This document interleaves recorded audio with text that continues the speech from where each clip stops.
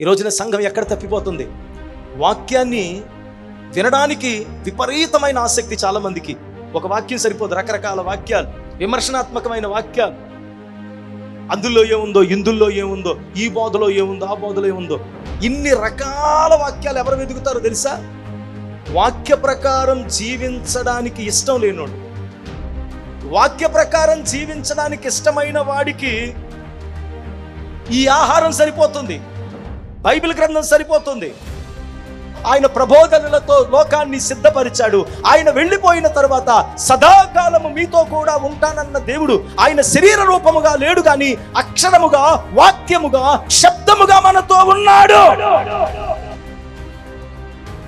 ఈ వాక్యం ఆయనే, ఈ శబ్దం ఆయనే, ఈ అక్షర సత్యము ఆయనే. దేవుని యొక్క వాక్యాన్ని కూడా విని వాక్య ప్రకారంగా జీవించాలి.